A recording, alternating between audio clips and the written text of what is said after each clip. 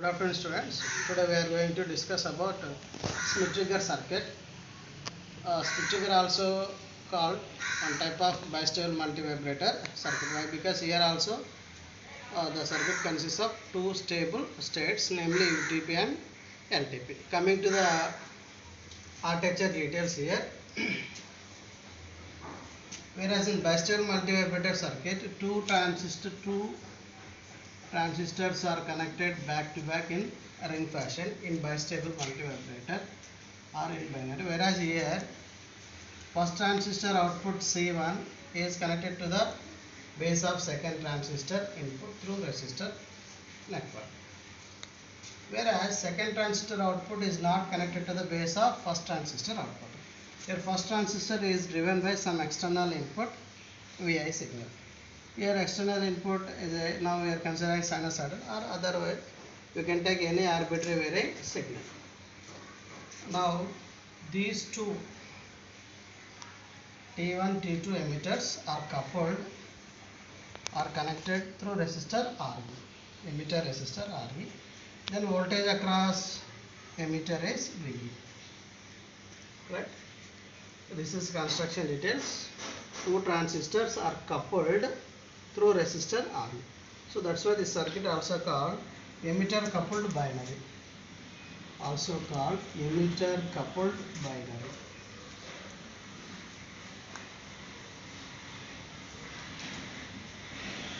Emitter coupled binary circuit. And coming to the operation here.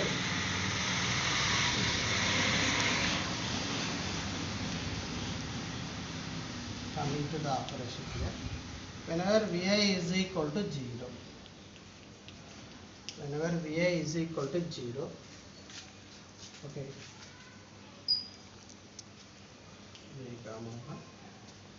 whenever Vi is equal to 0, there is no sufficient base drive to the transistor T1, so the T1 enter into off state. Now observe here T2 base. Here three resistors RC1, R1 and R. These three resistors form a potential divider network R2, R1, RC1, V6. These three form a potential divider network. Now this point is connected to the B2, base of second transistor.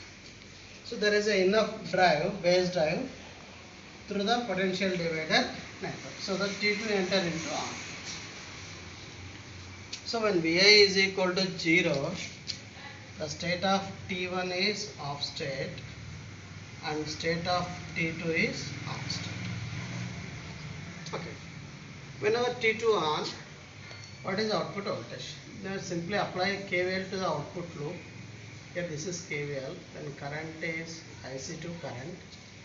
Then V0 is equal to, apply KVL to the output loop, VCC minus IC2 into RC. So V0 is equal to, this is the level. Okay, this is above 0 level. This is the level. V0 is equal to VCC minus IC2 into RCT level. Right? When Vi is equal to 0, transistor T1 off, transistor T2 on. Why? Because there is sufficient base drive to the transistor T2 base through resistors RC1, R1 and R2. You choose resistor value such a way that T2 enter into on at initial state. Okay. Whenever T2 on, just simply apply KVL to the output loop. KVL to the output loop. Then find V0 is equal to VCC minus IC2 into RC. Right? Suppose there is no resistor Re, simply V0 is equal to VCE saturation. But there is a Re resistor, that's why V0 not equal to VCE saturation. Simply apply KVL to the output loop. V0 is equal to VCC minus IC2 into RC.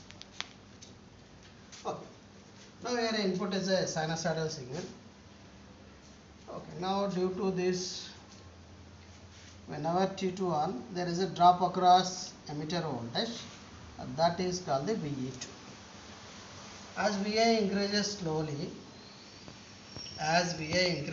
slowly, Then what happened means at one point input voltage greater than V gamma 1 cut-in voltage of T1 transistor plus emitter voltage due to T2 on. So as VA increases, this is second case.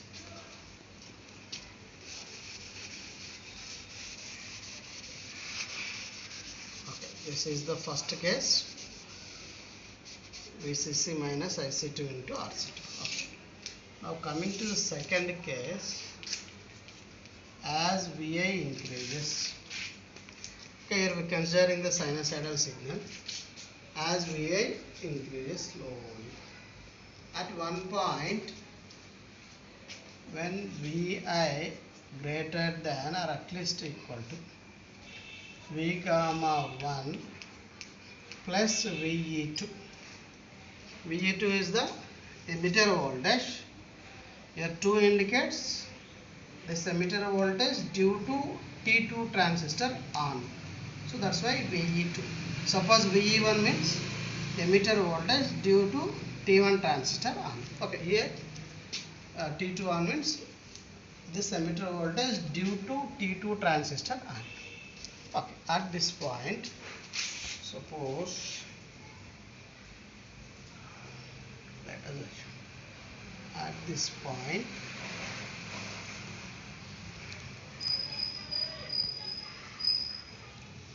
T1 enter into on, T2 enter into off. Okay. Whenever T2 enter into off, what is V0 expression? This is V0. Whenever T2 enter into off means IC2 is equal to 0, then V0 is equal to VCC. So immediately output rises to VCC. Okay. This voltage is called V1. V1 is the input voltage at which T1 enter into on, T2 enter into off. Now whenever T1 enter into on, there is current flows, now maximum current flows in this direction. Now the emitter voltage due to T1 transistor on. Why? Because T2 off. T1 on, so maximum current flows in this direction only. Now the emitter voltage due to T1 transistor on. Okay, T2 off, IC2 is equal to 0. Now input is a sinusoidal nature. As VA increases continuously and it reaches the maximum value, V maximum, then continuously, slowly it will decrease. Slowly it will decrease. Observe here the base of T1 transistor. Now input is slowly decreasing, sinusoidally decreasing. At one point what happened means this emitter voltage greater than the input voltage. Now in this case T1 enter into off, again T2 enter into on. That is the situation. Right? As VA increases as VA increases and decreases continuously, at one point say V2, at one point again, this is the third case.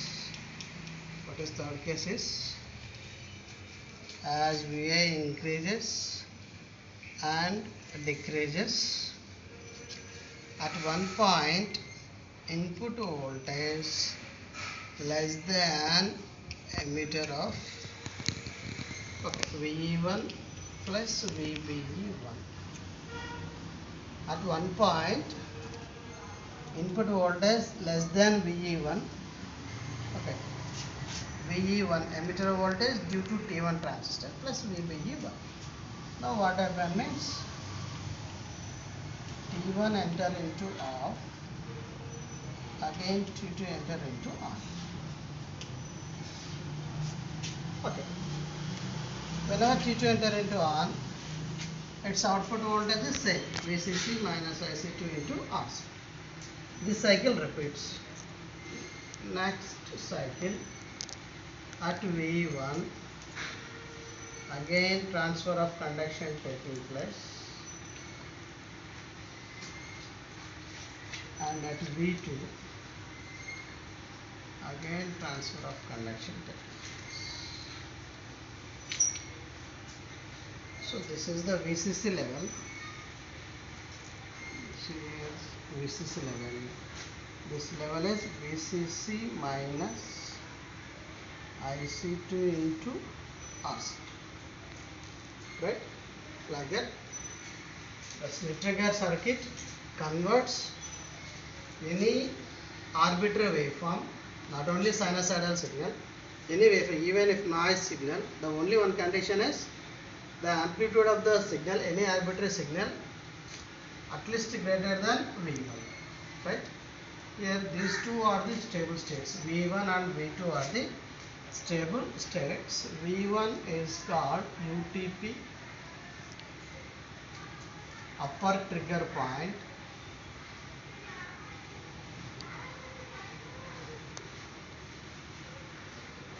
and V2 LTP, lower trigger point.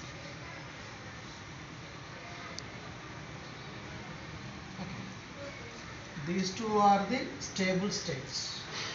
V1 and V2 are the two stable states. That's why the Schmitt trigger circuit also called one type of bistable multivibrator circuit, also called emitter coupled binary circuit. Like that, this Schmitt trigger circuit converts any arbitrary varying signal, here we consider the sinusoidal signal, into square wave. It is not a symmetrical, unsymmetrical square wave. That's why this circuit also called squaring circuit, also called squaring circuit.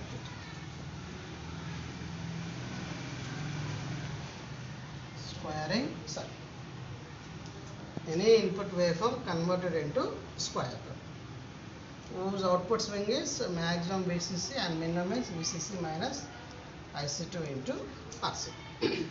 Here the swing is, here this is the swing, the subtraction is, that is IC2 into RC. Okay. Once again, Schmitt trigger circuit, it is a one type of bistable multivibrator circuit, but there is some small difference in construction point of view here. Whereas in bistable, two inverters connected back to back in plain fashion, that is, one transistor output is connected to the base of input, second transistor is connected to the base of first transistor. But here it is not like that. Here only first transistor output is connected to the base of T2 transistor. Second transistor output is not connected to the base of T1 transistor. Now instead of that one, T1 transistor driven from external varying signal. Now the output is taken at collector of T2 transistor. Now coming to the operation here, whenever Vi is equal to 0, here whenever Vi is equal to 0, T1 transistor off and T2 transistor on. Why? Because there is sufficient base drive RC1, R1 and R2. Due to these three, enough to drive T2 enter into on state. Whenever T2 enter into on state, V0 is equal to simply apply KVL to the output flow, VCC minus IC2 into RC, when Va is equal to 0. Okay. When T2 on, there is a emitter voltage drop due to T2 transistor. So that is called the VE2. As Vi increases continuously, at one point Vi greater than V gamma 1 plus VE2 due to T2 transistor. Now what happens means, immediately T1 enter into on, T2 enter into on. When T2 of IC2 is equal to 0, V0 is equal to VCC. Now it will change this. Now as Vi increases maximum and continuously decreases, at one point input voltage less than VE1 plus VBE1, T1 off, T2 again on. Whenever T2 on, again output voltage VCC minus IC2 into RC. Like that the operation repeats. Here observe here the transfer of conduction taking place at two levels. One is at V1, another one is at V2. These two are the stable states, permanent states. V1 also called upper trigger point, V2 also called lower trigger point. So split trigger circuit consists of two stable states, namely UTP and LTP. That's why split trigger also called one type of bistable multivibrator circuit.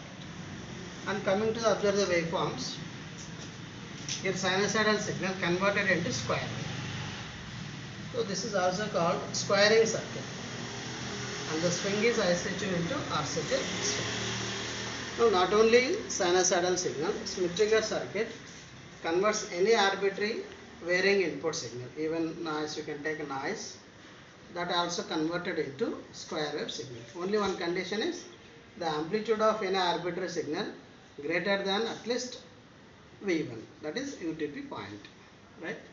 This is the operation of split trigger circuit. Thank you.